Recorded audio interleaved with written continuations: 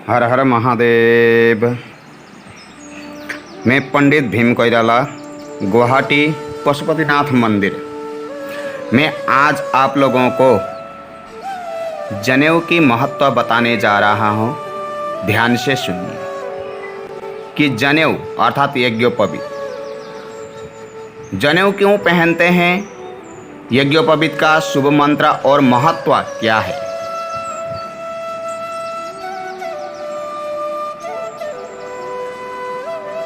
यज्ञोपवीत का शुभ मंत्र। यज्ञोपवीतम परमं पवित्रम प्रजापतर्या सहजं पुरस्तात् आयुष्मग्नं प्रतिमुंच शुभ्रम यज्ञोपवीतम बलमास्तु तेजः। जनेऊ यज्ञोपवीत उपनयन हिंदू धर्म का विशेष संस्कार है। आइए जानते हैं जनेऊ से जुड़ी जरूरी बातें। जनेऊ को उपवीत, यज्ञसूत्र, व्रतबंधा, बलबंधा, मौनिबंधा और ब्रह्मसूत्र भी कहते हैं। जनेऊ धारण करने की परंपरा बहुत ही प्राचीन है। वेदों में जनेऊ धारण करने की हिदायत दी गई है। इसे उपनयन संस्कार कहते हैं।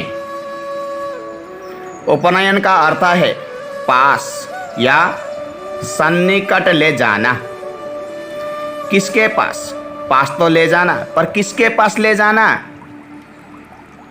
ब्रह्म अर्थात ईश्वर और अज्ञान के पास ले जाना, और अज्ञान से ज्ञान के पास ले जाना। हिंदू धर्म के 16 संस्कारों में से एक उपनयन संस्कार के अंतर्गत ही जनेऊ पहनी जाती है, जिसे यज्ञोपवीत संस्कार भी कहा जाता है। मुंडन और पवित्र जल से स्नान भी इस संस्कार के अंग होते हैं। यज्ञोपवीत धारण करने वाले व्यक्ति को कभी नियमों का पालन करना अनिवार्य होता है, क्योंकि बिना नियम से कुछ भी नहीं होता। इसीलिए जिसने यज्ञोपवीत अर्थात जनेऊ धारण किया हो, उसको सदा सर्वदा नियमों का पालन करना अनिवार्य रहता है। एक बार जनेऊ धारण करने के बाद मनुष्य इसे उतार नहीं सकता। महिला होने पर उतारने के बाद तुरंत ही दूसरा जनेऊ धारण करना पड़ता है। अगर पहना हुआ जनेऊ उतारना है तो पहले दूसरा जनेऊ पहनकर, दूसरा जनेऊ धारण कर ही पहले वाले जनेऊ को उतारना पड़ता है। जनेऊ के धार्मिक और वैज्ञानिक महत्व के साथ ही जानते हैं सेहत के फायदे। जनेऊ पहनने से हमारे सेहत में क्या क्या फायदा होता है, आइए वो भी हम जानते हैं। और कौन कौन कर सकता है जनेऊ धारण अर्थात यज्ञोपवीत धारण जो है वो कौन कौन कर सकता है। हिंदू धर्म में प्रत्येक हिंदू का कर्तव्य है जनेऊ पहनना और उसके नियमों का पालन करना, क्योंकि केवल पहनने से ही नहीं होता, पहनने के बाद में उसका जो नियम है उस नियम को भी फॉलो करना पड़ता है, नियम को भी पालन करना पड़ता है। हर हिंदू जनेऊ पहन सकता है, क्योंकि जनेऊ इसको पहनना है उसको नहीं पहनना है ये बात नहीं है। पर आज हमारे समाज में ऐसा होने लगा कि जो पंडित जी है, पंडित जी को ही जनेऊ पहनना है, ऐसे भी कहने वाले लोग बहुत मिलते हैं हमारे हिंदू धर्म में। क्योंकि हिंदू धर्म वाले सभी को जनेऊ पहनना जरूरी है। और जनेऊ पहनने के बाद क्या करना है कि उसके नियमों का पालन भी करना पड़ता है, क्योंकि आजकल तो नियम तो सब खत्म ही हो गया, नियम पालन करने वाले कोई नहीं है। इसलिए इससे अच्छा, नियम पालन करने से अच्छा जनेऊ ही नहीं पहनते। देखिए आज हमारे समाज की दुर्दशा क्या हो रही है। ब्राह्मण ही नहीं, समाज का हर वर्ग जनेऊ धारण कर सकता है। जनेऊ धारण करने के बाद ही द्विज बालक को यज्ञ तथा स्वाध्याय करने का अधिकार प्राप्त होता है। द्विज का अर्थ होता है दूसरा जन्म। द्विज माने दूसरा जन्म। जैसे हम लोग जनेऊ धारण करते हैं तो हमारा क्या होता है कि दूसरा जन्म मिल जाता है। क्योंकि 16 संस्कारों में मैं पहले भी बताया चुका हूँ कि 16 संस्कारों में एक संस्कार है हमारी जनेऊ पहनना। तो जनेऊ व्रतबंध उपनयन संस्कार जिसे कहा जाता है। तो ये उपनयन संस्कार करने के बाद में क्या होता है कि दूसरा जन्म मिल जाता है, अर्थात द्विज बन जाता है। द्विज माने ब्राह्मण बन जाता है। ब्राह्मण का मतलब क्या है? जो ब्रह्मा को जानता है वही ब्राह्मण है। ब्रह्मा को जानने वाला ही ब्राह्मण है। जो ब्रह्मचारी है, ब्रह्मचारी को 3 धागे वाले जनेऊ पहनना चाहिए। 3 धागा वाला जनेऊ ब्रह्मचारी के लिए है। और विवाहित, जो विवाहित पुरुष है उनको 6 धागों की जनेऊ पहनना है। क्योंकि देखिए एक जनेऊ में 6 धागे होते हैं। तो 6 धागे में जब हम लोग यज्ञोपवीत संस्कार करते हैं तो पहले 3 ही धागे पहनाया जाता है। और समावर्तन जिस समय होता है, समावर्तन करते समय फिर 3 धागे दिया जाता है। क्योंकि अब तो गृहस्थ में जा सकता है बोल के 3 और दिया जाता है। तो कुल मिलाकर के 6 धागे होते हैं। जैसे गृहस्थ में जाने के लिए उसको 3 धागा और दिया जाता है। तो वो 3 धागा किस कारण से दिया जाता है कि वो पत्नी के नाम से 3 धागा और पहनना होता है। तो अपना 3 और पत्नी का 3 कुल मिला करके 6 धागे पहनते हैं। इसीलिए हमारे माताएं जनेऊ नहीं पहनती, क्योंकि उनके हिस्से का जो जनेऊ है वो उनके पतिदेव पहन चुके हैं। पतिदेव को पहनाया जाता है, इसीलिए महिला को जनेऊ नहीं पहनना होता है। अब मैंने जनेऊ तो बोला हूँ आप लोगों को कि जनेऊ क्या है, वास्तविक जनेऊ क्या है, ये भी तो जानना जरूरी है। आप लोगों ने देखा होगा कि बहुत से लोग बाएं कांध से दाएं बाजू की ओर एक कच्चा धागा लपेटे रहते हैं। इस धागे को जनेऊ कहते हैं। जनेऊ 3 धागों वाला एक सूत्र होता है। जनेऊ को संस्कृत भाषा में यज्ञोपवीत कहा जाता है।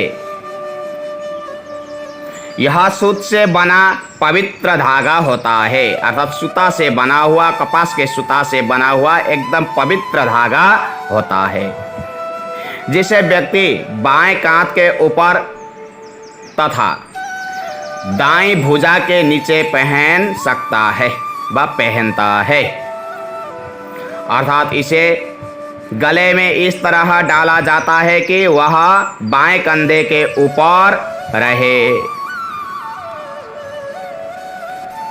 अब जनेऊ में 3 सूत्र क्यों, ये भी तो जानना जरूरी है भाई जी। तो जनेऊ में मुख्य रूप से 3 धागे होते हैं। प्रथम यह 3 सूत्र त्रिमूर्ति के स्वरूप माने जाते हैं। जैसे त्रिमूर्ति हो गए, ब्रह्मा, विष्णु और महेश के प्रतीक होते हैं। द्वितीय, यह 3 सूत्र देवऋण, पितृऋण और ऋषि ऋण के प्रतीक होते हैं। और तृतीय, यह सत्व, राजा और तम का प्रतीक है। चतुर्थ, यह गायत्री मंत्र के 3 चरणों का प्रतीक है, क्योंकि हमारे जो गायत्री मंत्र है वो गायत्री मंत्र 3 चरणों में है। इसीलिए गायत्री मंत्र के 3 चरणों के प्रतीक त्रिसूत्र माने जाते हैं। पंचम, यह 3 आश्रमों का प्रतीक है, क्योंकि देखिए आश्रम मैंने 3 तो बोला हूँ। आप लोगों को ये आएगा मन में कि कई लोगों ने जो है कई पुराणों में, कथाओं में या कहीं भी भागवत कथा में आप लोगों ने ये भी सुने होंगे कि आश्रम 4 होते हैं। क्या क्या? ब्रह्मचारी और गृहस्था, वानप्रस्थ और संन्यास, ये 4 आश्रम हमारे हैं। पर 4 आश्रमों से ये यज्ञोपवीत हम अभी आपको बोल रहे हैं कि जनेऊ का महत्व 3 आश्रम का है। तो संन्यास जो होते हैं और संन्यास आश्रम जो है तो उनमें यज्ञोपवीत उतार दिया जाता है। सन्यासी लोग यज्ञोपवीत उतारते हैं क्योंकि उनका यज्ञोपवीत और चोटी को काट करके सन्यासी के हाथ में जो डंडा होता है ना, उसी डंडा में उसको लपेटा जाता है। इसीलिए सन्यासी लोग जनेऊ नहीं पहनते। पहना हुआ जनेऊ उन लोगों का खोल दिया जाता है। इसलिए 3 आश्रमों का प्रतीक यज्ञोपवीत अर्थात जनेऊ को माना गया है। और जनेऊ में 9 तार होते हैं, जो सूता होते हैं ना, तो उसमें जो है 9 तारों वाले सूते होते हैं। यज्ञोपवीत के एक तार में 3 तार होते हैं, एक में 3 तार मिला करके बनाया जाता है। इस तरह कुल तारों की संख्या हो गई 9। और एक मुख होते हैं, 2 नासिका और 2 आँख, 2 कान, मल और मूत्र के 2 द्वार मिलाकर कुल 9 होते हैं। हम मुख से अच्छा बोलें और खाएं, आँखों से अच्छा देखें और कानों से अच्छा सुनें। और यज्ञोपवीत अर्थात जनेऊ में 5 गांठ होते हैं। यज्ञोपवीत में 5 गांठ लगाई जाती है। किस लिए, किस कारण से 5 गांठ होते हैं? 5 गांठ का तात्पर्य क्या है? तो जो ब्रह्मा, धर्म, अधर्म, काम और मोक्ष का प्रतीक है, यह 5 यज्ञों, 5 ज्ञानेंद्रियों और 5 कर्मेंद्रियों के भी प्रतीक माने जाते हैं। अब जनेऊ कैसे पहननी चाहिए, कितने लंबी जनेऊ होनी चाहिए, ये भी तो है। तो जो जनेऊ है और 96 अंगुल होती है। इसका अभिप्राय यह है कि जनेऊ धारण करने वाले को 64 कलाओं और 32 विद्याओं को सीखने का प्रयास करना चाहिए। अर्थात 64 कला और 32 विद्या भी उसको सीखना चाहिए जिसने जनेऊ धारण किया हो। 4 वेद, 4 उपवेद, 6 अंग, 6 दर्शन, 3 सूत्र ग्रंथ, 9 अरण्यक मिलाकर कुल 32 विद्याएं होते हैं। और 64 कला में जैसे वास्तु निर्माण, व्यंजन कला, चित्रकारी, साहित्य कला, दस्तकारी, भाषा, यंत्र निर्माण, सिलाई, कढ़ाई, बुनाई, दस्तकारी, आभूषण निर्माण, कृषि, ज्ञान आदि, ये हो गए 64 कला। जनेऊ धारण करते वक्त बालक के हाथ में एक दंड होता है। वह बगैर सिला एक ही वस्त्र पहनता है। जैसे जनेऊ अर्थात यज्ञोपवीत या उपनयन संस्कार आप लोगों ने देखा होगा, तो उपनयन संस्कार करते समय उस बालकों को किस तरह रखना चाहिए या किस तरह रखा जाता है, ध्यान से सुनिए। गले में पीला रंग का दुपट्टा होता है। मुंडन करके उसके शिखा रखी जाती है, क्योंकि शिखा का मतलब आप लोगों को समझ में आया या नहीं आया? जो माथे पर ब्राह्मणों की चोटी जो होती है, तो ये जनेऊ पहनते समय चोटी रखा जाता है। और पैरों में खड़ाऊं होती है। मेखला और कोपिन पहनी जाती है। मेखला भी पहनना चाहिए और कोपिन अर्थात लंगोट पहनाई जाती है। मेखला, कोपिन, दंड। मेखला और कोपिन संयुक्त रूप से दी जाती है। कमर में बांधने योग्य नाड़े जैसे सूत्र को मेखला कहते हैं। मेखला को मुंज और करधानी भी कहते हैं। कपड़े की सिली हुई सूत की डोरी कलावे के लंबे टुकड़े से मेखला बनती है। कोपिन लगभग 4 इंच चौड़ी 1.5 फुट लंबी लंगोटी होती है। लंगोटी की लंबाई और चौड़ाई कितना होना है? तो 4 इंच चौड़ी और 1.5 फुट लंबी होती है, तो उसे लंगोटी कहते हैं। इसे मेखला के साथ टांग कर भी रखा जा सकता है। दंड के लिए लाठी या ब्रह्मदंडा जैसा रोल भी रखा जा सकता है। यज्ञोपवीत को पीले रंग में रंग कर रखा जाता है। कई लोग जो है यज्ञोपवीत अर्थात जनेऊ को पीला कर देते हैं और कई जो है सफेद ही पहनते हैं।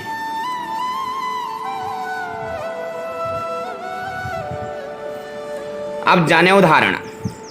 बगैर सीले वस्त्र पहनकर, हाथ में एक दंडा लेकर, कोपिन और पीला दुपट्टा पहनकर विधि विधान से जनेऊ धारण की जाती है। जनेऊ धारण करने के लिए एक यज्ञ होता है, जिसमें जनेऊ धारण करने वाला लड़का अपने संपूर्ण परिवार के साथ भाग लेता है। यज्ञ द्वारा संस्कार किए गए विशिष्ट सूत्र को विशेष विधि से ग्रंथित करके बनाया जाता है। 3 सूत्रों वाले इस यज्ञोपवीत को गुरु दीक्षा के बाद हमेशा धारण किया जाता है। अपवित्र होने पर यज्ञोपवीत बदल लिया जाता है, क्योंकि अपवित्र है तो उस यज्ञोपवीत को नहीं रखना चाहिए, बदलना चाहिए। अब गायत्री मंत्र। यज्ञोपवीत गायत्री मंत्र से शुरू होता है। गायत्री उपवीत का सम्मिलन ही द्विजत्व है। यज्ञोपवीत में 3 तार है। गायत्री में 3 चरण हैं, जैसे कि तत्सवितुर वरेण्यम, वरेण्यम प्रथम चरण ये हो गए। इसी तरह भर्गो देवस्य धीमहि द्वितीय चरण, धियो यो नः प्रचोदयात् तृतीय चरण। गायत्री महामंत्र की प्रतिमा यज्ञोपवीत, जिसमें 9 शब्द 3 चरण सहित 3 व्याहृतियां समाहित है। और हम लोग जिस समय यज्ञोपवीत धारण करते हैं तो उस समय क्या बोलना चाहिए? तो यज्ञोपवीतम परमं पवित्रम प्रजापतिर्या सहजम पुरस्तात् आयुष्मग्नं प्रतिमुंच शुभ्रम यज्ञोपवीतम बलमस्तु तेजः। ऐसे कहते हैं संस्कार। यज्ञोपवीत संस्कार प्रारंभ करने के पूर्व बालक का मुंडन करवाया जाता है।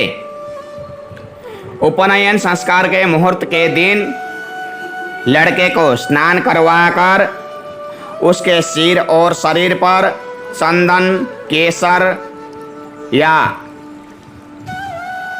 हल्दी का लेप करते हैं और जनेऊ पहनाकर ब्रह्मचारी बनाते हैं। फिर होम करते हैं, हवन यज्ञ करते हैं। फिर विधि पूर्वक गणेश आदि देवताओं का पूजन, नवग्रह का पूजन आदि करते हैं।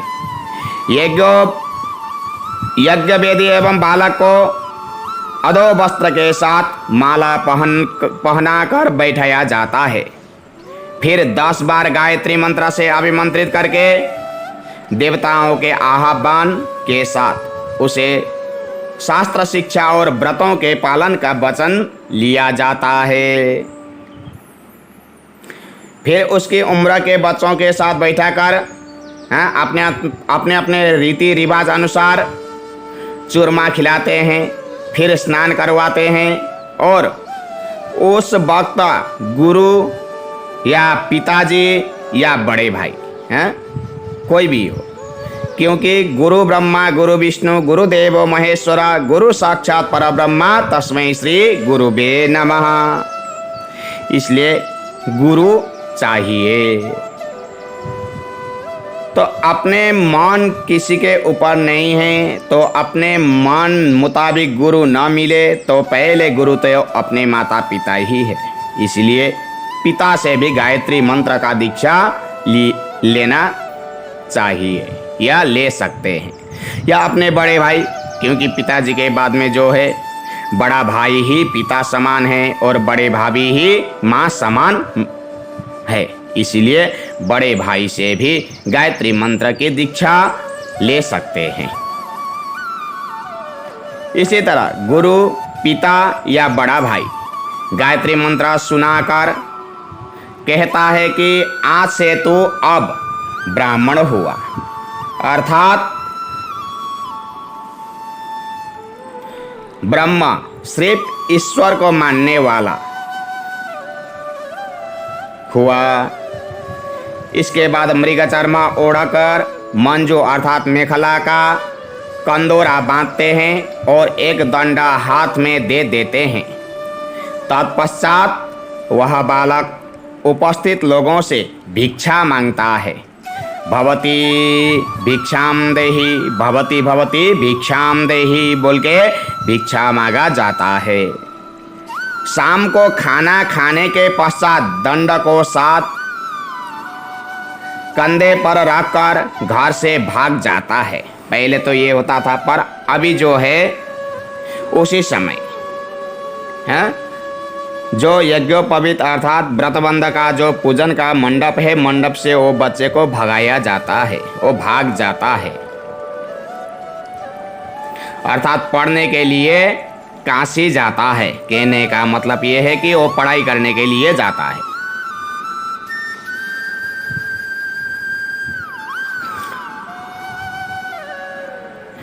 कहता है कि मैं पढ़ने के लिए काशी जा रहा हूँ। बाद में कुछ लोग जो है उसको पकड़ करके उसको जो ब्रह्मचारी को शादी का लालच देकर पकड़ के ले आते हैं। तत्पश्चात वह लड़का ब्राह्मण मान लिया जाता है, तभी उसको ब्राह्मण कहा जाता है। अब देखिए जनेऊ कब पहनना चाहिए हैं? यज्ञोपवीत संस्कार कब होनी चाहिए, कितने वर्ष में यज्ञोपवीत संस्कार करना चाहिए, ये भी तो जानना जरूरी है। जिस दिन गर्भधारण किया हो उसके 8वें वर्ष में बालक का उपनयन संस्कार किया जाता है। जनेऊ पहनने के बाद ही विद्यारंभ होता है। लेकिन आजकल तो गुरु परंपरा समाप्त हो गई, क्योंकि गुरु परंपरा नहीं मानते, समाप्त होने लगा, समाप्त ही हो गया गुरु परंपरा। क्योंकि आजकल के बच्चे को तो जो है जैसे उसके आवाज़ क्लियर हो गया, 2 साल का हो गया तो उसको स्कूल डाल दिए जाते हैं और स्कूलों में जो है अपना संस्कार नहीं सिखाया जाता। आज के दिन में सारे बच्चों को इंग्लिश स्कूल में डाले जाते हैं। हाँ, तो अपना संस्कार कहाँ से वो बच्चा सीख पाता है? तो बच्चों को संस्कार देना बहुत ज़रूरी है। देखिए बिना संस्कार कुछ भी नहीं होता, क्योंकि विद्या हो गया केवल एक ही के साथ में ही रहने वाला। जैसे मैंने जितना पढ़ा हूँ वो मेरे साथ रहेगा, मैं मरने के बाद में वो मेरा विद्या मेरे साथ चला जाएगा। पर संस्कार जो है, मैं अगर अच्छा संस्कार करूं या बुरा संस्कार करूं, मेरे बच्चे भी वो देखते हैं तो वो लोग वही सीख लेते हैं। इसलिए संस्कार अच्छा देना चाहिए बच्चों को, क्योंकि आज के ज़माने में इंग्लिश स्कूल में तो कोई भी संस्कार नहीं दिया जाता है। जो हमारे माताजी पिताजी बोल के अपने हैं और बड़ा भाई हैं, चाचा चाची, मामा मामी, मौसा मौसी, ये जितने भी शब्द हैं ना, ये सब तो ख़त्म ही हो गया। क्योंकि आज के बच्चे क्या बोलते हैं? केवल अंकल और आंटी, बस ख़त्म, और मम्मी डैडी। देखिए तो ये सब संस्कार हम लोग बच्चों को दे रहे हैं, क्योंकि गुरु परंपरा नहीं है। तो घर में माताएं थोड़ा सा अपने बच्चों को अपना संस्कार सिखाएं कि हम लोग को कैसा संस्कार डालना चाहिए, कैसे रहना चाहिए। रहन सहन जो है बच्चों को थोड़ा माँ को ही सिखाना जरूरी है। केवल पढ़ाई से ही सब कुछ नहीं होता, संस्कार भी होना अनिवार्य है।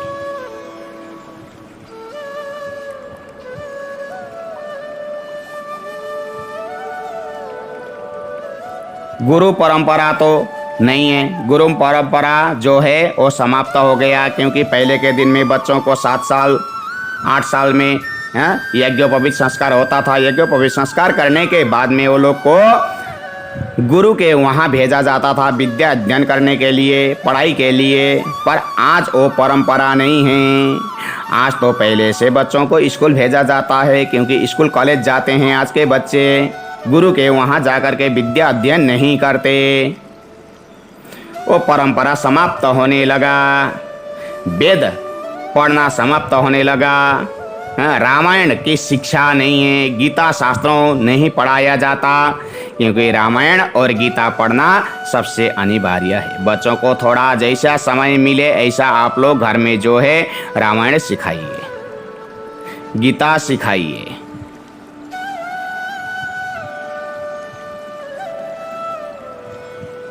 तो आज के ज़माने में क्या है कि 8 साल 7 साल 8 साल 10 साल 12 साल ये नहीं है। आज के ज़माने में तो जैसे कल शादी है तो शादी के अगले दिन में उसका क्या होता है, यज्ञोपवीत अर्थात उपनयन संस्कार अगले दिन करते हैं। शादी और जनेऊ एक साथ होने लगा। देखिए क्या कहें।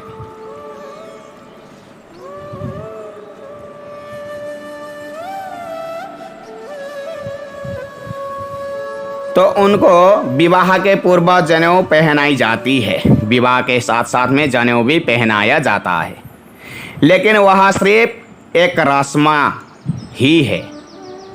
क्योंकि अपने माता पिता को बच्चों का रस्म करना चाहिए। यज्ञोपवीत अर्थात जनेऊ तो पहनाना ही चाहिए, वो केवल रस्म के लिए ही पहनाया है। अदायगी से ज़्यादा कुछ नहीं, क्योंकि वे जनेऊ का महत्व नहीं समझ पाते। जिसको जनेऊ का महत्व ही समझ में नहीं आ रहा है तो उनको जनेऊ पहना करके क्या फायदा। आज तो माता पिता ने उसको जनेऊ पहना दिया, कल जो है जनेऊ को खोल करके वो फेंक देता है। भाई तेरा जनेऊ कहाँ है बोल के पूछें तो वो बोलता है कि तुलसी के वहाँ पे रखा हुआ है। जहाँ पर तुलसी लगाते हैं ना, तुलसी के पौधे के नीचे जनेऊ फेंक देता है। आज के बच्चे इसे होने लगे।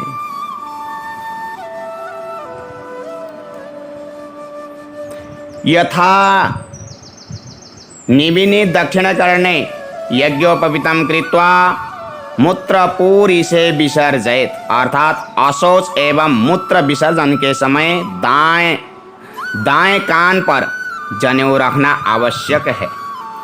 हाथ पैर धोकर और कुल्ला करके ही इसे उतारें। किसी भी धार्मिक कार्य, पूजा पाठ, यज्ञ आदि करने के पूर्व जनेऊ धारण करना जरूरी है। बिना जनेऊ कोई भी यज्ञ नहीं कर सकता, क्योंकि वो यज्ञ का अधिकारी नहीं बन पाता। इसलिए उससे पूर्व ही उसको जनेऊ पहनाना चाहिए। विवाह तब तक नहीं होता जब तक कि जनेऊ धारण नहीं किया जाता है। जब भी मूत्र या शौच विसर्जन करते वक्त जनेऊ धारण किया जाता है। जनेऊ संस्कार का समय माघ से लेकर 6 मास उपनयन के लिए उपयुक्त है। प्रथम, चौथी, 7वीं, 8वीं, 9वीं, 13वीं, 14वीं, पूर्णमासी एवं अमावस्या की तिथियां बहुधा छोड़ दी जाती है। सप्ताह में बुध, बृहस्पति एवं शुक्र सर्वोत्तम दिन है। रविवार मध्यम तथा सोमवार बहुत कम योग्य है, किंतु मंगल एवं शनिवार निषिद्ध माने जाते हैं।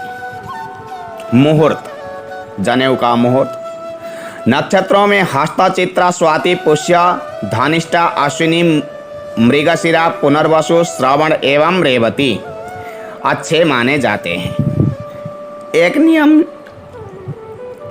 नियम यह है कि भरणी, कृतिका, मघा, विशाखा, ज्येष्ठा, शततारका को छोड़कर सभी अन्य नक्षत्र सबके लिए अच्छे हैं।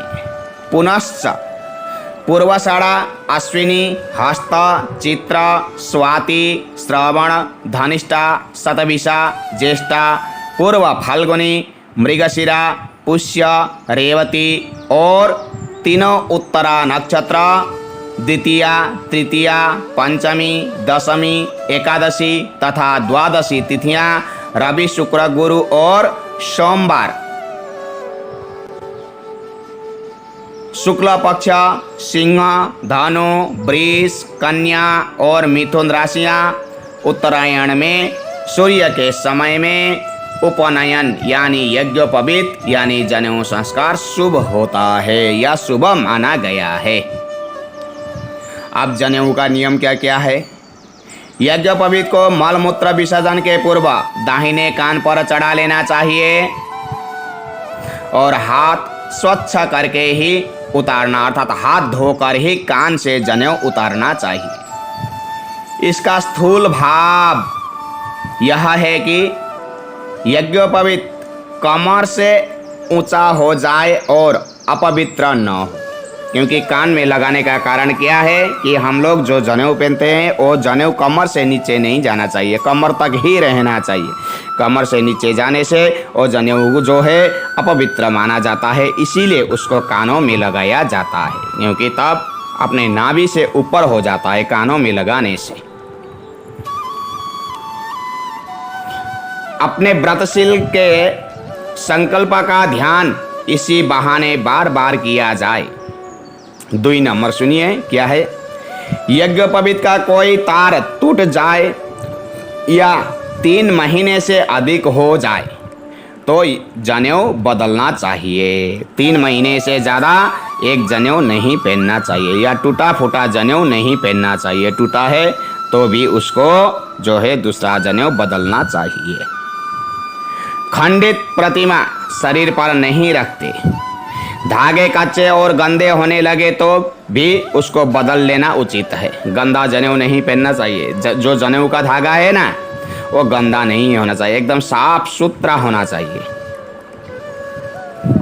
3 नंबर नियम सुनिए। जन्म मरण के सूतक के बाद अगर घर में फैमिली में किसी का जन्म हुआ है या किसी का मरण हुआ है तो ये सूतक लगता है 10 दिन का। 10 दिन का सूतक कहा जाता है। तो ये जन्म और मरण का जो सूतक है वो सूतक के बाद भी जनेऊ बदलना चाहिए। उसी जनेऊ को नहीं पहनना चाहिए, उसको बदलना चाहिए। ये हमारी परंपरा है जनेऊ बदलने की। जिनके गोद में छोटे बच्चे नहीं हैं वे महिला भी यज्ञोपवीत संभाल सकती है, किंतु उन्हें हर मास जो महीने में जो मासिक होती है ना, तो मासिक धर्म के बाद चौथे दिन उसको भी जनेऊ बदल लेना चाहिए।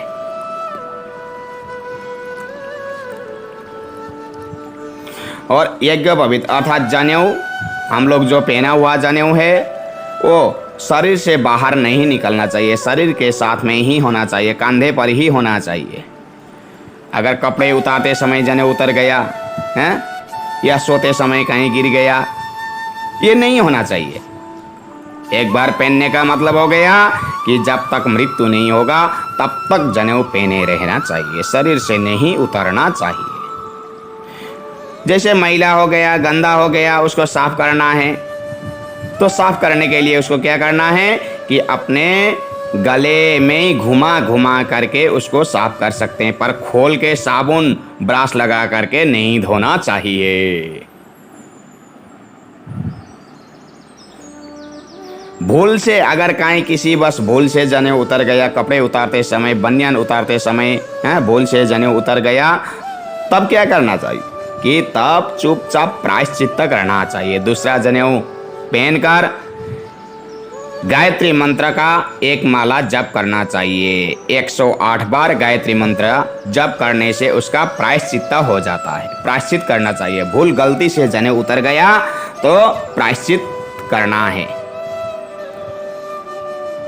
देव प्रतिमा की मर्यादा बनाए रखने के लिए उसमें चाबी के गुच्छे आदि न बांधे, क्योंकि हम देखते हैं कि कई लोग जो है जनेऊ में चाबी बांध कर रखते हैं, क्योंकि चाबी घर में रखें तो कोई कुछ चुरा लेगा बोल के ना। अपने फैमिली में भी ऐसा हो जाता है कि कोई कहीं से कुछ निकाल लेगा, या जो घर का मेन दरवाज़ा है उसका चाबी है तो जनेऊ में बांध लेते, पर ऐसा नहीं करना चाहिए। जनेऊ में भूल से भी कभी भी चाबी या कोई छल्ला मत बांधिए, ये सब नहीं रखना चाहिए, ये गलत है। इसके लिए भिन्न व्यवस्था रखें, क्योंकि जनेऊ में नहीं रखना। जैसे बालक जब इन नियमों को पालन करने योग्य हो जाता है तभी उसको जनेऊ पहना देना चाहिए, क्योंकि जनेऊ पहनने से ही नहीं होता, जनेऊ पहनने के बाद में उसका नियमों को भी पालन करना पड़ता है। जनेऊ का धार्मिक महत्व मैं बताने जा रहा हूँ, ध्यान से सुनो। यज्ञोपवीत को व्रतबंध कहते हैं। अब व्रतबंध का अर्थ क्या है? देखिए, व्रतों से बांधे बिना मनुष्य का उत्थान संभव नहीं है, इसीलिए यज्ञोपवीत को व्रतशीलता का प्रतीक मानते हैं। इसीलिए इसे सूत्र अर्थात फार्मूला सहारा भी कहते हैं। धर्मशास्त्रों में यम नियमों को व्रत माना गया है। जो नियम में रहता है वही व्रत है, उसी को व्रतबंध कहा जाता है। बालक की आयु वृद्धि हेतु गायत्री मंत्र जप तथा वेद पाठ का अधिकारी बनने के लिए उपनयन संस्कार अत्यंत आवश्यक है। धार्मिक दृष्टि से माना जाता है कि जनेऊ धारण करने से शरीर शुद्ध और पवित्र होता है। शास्त्रों के अनुसार आदित्य, वसु, रुद्र, वायु, अग्नि, धर्म, वेद, आप, सोम एवं सूर्य आदि देवताओं का निवास दाएं कान में माना गया है। अतः उसे दाएं हाथ से सिर्फ स्पर्श करने पर भी आचमन का फल प्राप्त होता है। आचमन अर्थात मंदिर में जाने से पूर्व या पूजा करने से पूर्व जो जल आचमन करते हैं, अपने अंदर की शुद्धि के लिए आचमन किया जाता है। बाहर के शुद्धि के लिए स्नान और अंदर के शुद्धि के लिए आचमन, इसे आचमन कहते हैं। इस्लाम धर्म में इसे वजू कहते हैं। द्विज स्वार्थ के संकीर्णता से निकलकर परमार्थ की महानता में प्रवेश करने को, पशु को त्याग कर मनुष्यता ग्रहण करने को दूसरा जन्म कहते हैं। शरीर जन्म माता पिता के राजवीर्य से वैसा ही होता है जैसा अन्य जीवों का आशीर्वादी जीव लक्ष्य अपना लेने की प्रतिज्ञा करना ही वास्तविक मनुष्य जन्म में प्रवेश करता है। इसी को द्विजत्व कहते हैं। द्विजत्व का अर्थ है दूसरा जन्म। अब मैं आप लोगों को जनेऊ की वैज्ञानिक महत्व भी बताने जा रहा हूँ। इतना देर जो मैं बता रहा था तो ये धार्मिक महत्व आप लोगों को बता रहा था। अब जो है आप लोग ध्यान से सुनिए, मैं वैज्ञानिक महत्व भी आप लोगों को बताने जा रहा हूँ। वैज्ञानिक दृष्टि से जनेऊ पहनना बहुत ही लाभदायक है। यह केवल धर्मज्ञ ही नहीं बल्कि आरोग्य का पोषक भी है, अतः इसको सदैव धारण करना चाहिए।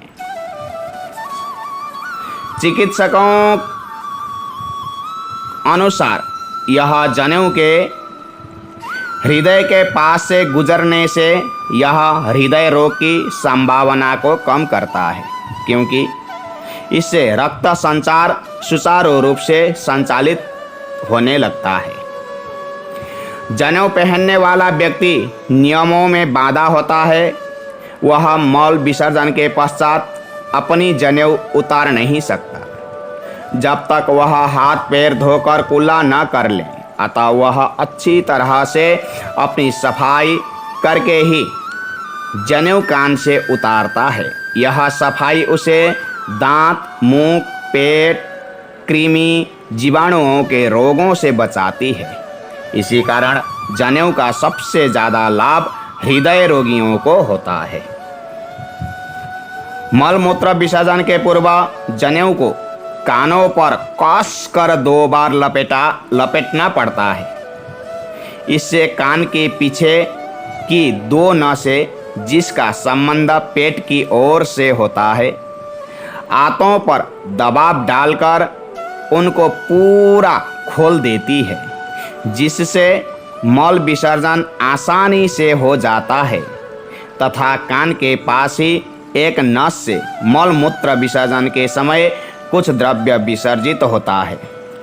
जनेऊ उसके वेग को रोक देती है, जिससे कब्ज, एसिडिटी, पेट रोग, मूत्रेंद्रिय रोग, रक्तचाप, हृदय के रोगों सहित अन्य संक्रमण रोग नहीं होते। चिकित्सा विज्ञान के अनुसार दाएं कान की नस अंडकोश और गुप्तेंद्रियों से जुड़ी होती है। मूत्र विसर्जन के समय दाएं कान पर जनेऊ लपेटने से शुक्राणुओं की रक्षा होती है। वैज्ञानिकों अनुसार बार बार बुरे स्वप्न आने की स्थिति में जनेऊ धारण करने से इस समस्या से मुक्ति मिलती है। कान में जनेऊ लपटने से मनुष्य में सूर्य नाड़ी का जागरण होता है। कान पर जनेऊ लपेटने से पेट संबंधी रोग एवं रक्तचाप की समस्या से भी बचाव होता है। माना जाता है कि शरीर के पृष्ठभाग में पीठ पर जाने वाली एक प्राकृतिक रेखा है जो विद्युत प्रवाह की तरह काम करती है। यह रेखा दाएं कंधे से लेकर कमर तक स्थित है। जनेऊ धारण करने से विद्युत प्रवाह नियंत्रित रहता है, जिससे काम क्रोध पर नियंत्रण रखने में आसानी होती है। जनेऊ से पवित्रता का असहास होता है। यह मन को बुरे कार्यों से बचाती है। कंधे पर जनेऊ है, इसका मात्र अहसास होने से ही मनुष्य भ्रष्टाचार से दूर रहने लगता है। विद्यालयों में बच्चों के कान खींचने के मूल में एक यह भी तथ्य छिपा हुआ है कि उससे कान की वह नस दबती है जिससे मस्तिष्क की कोई सोई हुई तद्रा कार्य करती है। इसीलिए भी यज्ञोपवीत को दाएं कान पर धारण करने का उद्देश्य बताया गया है। सभी धर्मों में यज्ञोपवीत का संस्कार दूसरे धर्म में आज भी किसी न किसी रूप में जीवित है, क्योंकि यज्ञोपवीत संस्कार जो है वो केवल हिंदू धर्म में ही नहीं है, अन्य धर्मों में भी है ये संस्कार। पर यह है कि हम लोग जनेऊ पहन करके ये संस्कार निभाते हैं, तो दूसरे धर्म में किसी न किसी रूप में इस संस्कार को निभाते हैं। इस आर्य संस्कार को सभी धर्मों में किसी न किसी कारणवश अपनाया जाता रहा है। मक्का में काबा की परिक्रमा से पूर्व यह संस्कार किया जाता है। सारनाथ की अति प्राचीन बुद्ध की प्रतिमा का सूक्ष्म निरीक्षण करने से उनकी छाती पर यज्ञोपवीत की सूक्ष्म रेखा दिखाई देती है। जैन धर्म में भी इस संस्कार को किया जाता है। वित्र, मेखला, अधोबसन, लुंगी का संबंध पारसियों से भी है। इसी तरह यज्ञोपवीत का महत्व माना गया है। अब देखिए कि यह यज्ञोपवीत जो है अर्थात जनेऊ जो है, वो जनेऊ ऐसे तो एक धागा है, पर उसमें जो है हम लोग ब्राह्मणों द्वारा पूजा अर्चना करके उसको अभिमंत्रित किया जाता है। जैसे कि श्रावण मास की पूर्णिमा, जो श्रावणी पूर्णिमा है या रक्षाबंधन जिसे कहा जाता है, उस दिन में यज्ञोपवीत की संस्कार की जाती है अर्थात जनेऊ का संस्कार होता है। और उस दिन सभी भूदेव अर्थात ब्राह्मण या जितने भी यज्ञोपवीत धारी है वो हमारे हिंदू धर्म के अनुसार, शास्त्रों के अनुसार उस दिन व्रत करना जरूरी है। व्रत उपवास करके पूर्णिमा के सवेरे जलाशय, किसी जलाशय में, नहर में, नदी में जा कर के स्नान करते हैं। उस दिन जो स्नान होता है, स्नान करने का संकल्प किया जाता है कि जितने भी यह संकल्प क्या है कि प्रायश्चित्त संकल्प किया जाता है कि हमने कोई भी पाप किया हो तो उसकी प्रायश्चित आज हम कर रहे हैं। हे प्रभु, हमारी सभी पापों को नष्ट करें बोल के प्रायश्चित संकल्प करके जलाशय या नदी में जा कर के स्नान करते हैं। और उस दिन स्नान जो होता है साबुन शैम्पू से नहीं, मिट्टी से स्नान करते हैं। हाथी के मिट्टी, पहाड़ के मिट्टी और जो सरसों का तेल बनाया हुआ जो पीना होता है उससे, खली से स्नान करते हैं। और अमला की चूर्ण, गंगा जल और अपमार्ग आप लोगों ने सुना होगा कि अपमार्ग से भी स्नान होता है, भस्म से स्नान होता है, सरसों से स्नान होता है। ये सब चीज़ से स्नान करके शुद्ध होकर, प्रायश्चित्त होकर फिर मंदिरों में, देवालयों में जा कर के भगवान की पूजा अर्चना आदि करते हैं। और सप्त ऋषियों की पूजा अर्चना होती है, ऋषियों की पूजा अर्चना होती है। वहाँ पर ऋषि स्थापन करके, कुशा के ऋषि बनाकर ऋषि स्थापन कर उनकी पूजा की जाती है। पूजा अर्चना करके रुद्र अभिषेक की जाती है। रुद्र अभिषेक करके उसमें हवन यज्ञ किया जाता है। हवन यज्ञ आदि करके जनेऊ को अभिमंत्रित कर उस जनेऊ को पहनना चाहिए। ऐसे दुकान से लाकर अगर जनेऊ पहने तो धागा और जनेऊ का कोई महत्व नहीं है। जनेऊ का संस्कार होता है। जनेऊ के हर धागे में, जैसे मैं पहले भी बोला हूँ कि हर धागों में देवताओं का वास होता है। और जनेऊ के हर सुता में देवी देवताओं का वास होता है। तंतु में देवी देवताओं का वास होता है। जो शिखा है अर्थात जनेऊ का जो गांठ है, उस गांठ में भी भगवान की वास होती है। इसलिए वेदों के मंत्र द्वारा अभिमंत्रित कर उस स्थान में सभी देवी देवताओं का वास अर्थात स्थान दिया जाता है। तब हमको यज्ञोपवीत रक्षा करेगा। जैसे हम लोग बोलते हैं ना कि राखी पूर्णिमा, देखिए राखी पूर्णिमा कहने से क्या है कि भाई और बहनों का ये बड़ा एक त्योहार भी है, अपने भाई और बहनों का बड़ा त्योहार भी माना जाता है राखी पूर्णिमा। पर राखी पूर्णिमा में जो राखी है, धागा है, सूता है, रक्षा सूत्र कहा जाता है, उसको भी जनेऊ के साथ में रख के पूजा अर्चना करके तभी बांधना चाहिए। ऐसे बांधने से तो धागा ही है। तो इसीलिए हमारे पशुपतिनाथ मंदिर गुवाहाटी में भी इस साल श्रावण की पूर्णिमा अर्थात श्रावणी पूर्णिमा, राखी पूर्णिमा के दिन में प्रातःकालीन यज्ञोपवीत संस्कार होने जा रहा है।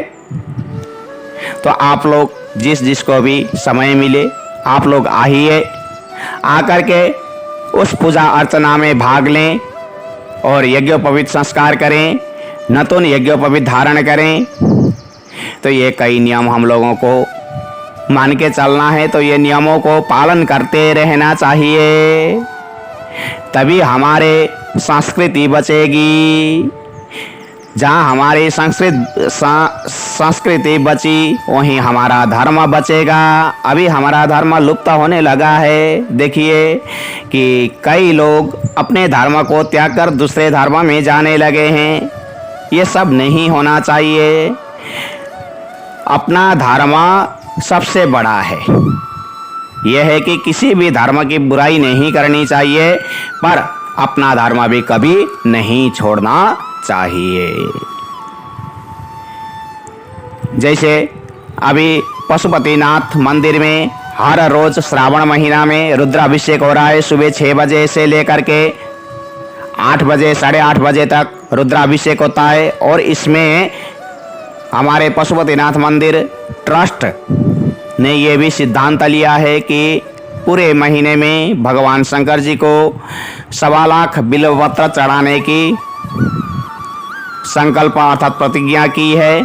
और उसी तरह सुबह बिल्वपत्रों से अर्चन भी हो रहा है। आप लोग आइए, पूजा में भाग लीजिए, पूजा का आनंद लीजिए, भगवान भोलेनाथ की कृपा पात्र बनिए। हर हर महादेव। इसी के साथ मैं अपने वचनों को यहीं पर विराम देता हूँ। हर हर महादेव। भोलेनाथ सबकी रक्षा करें। बोलिए शंकर भगवान की।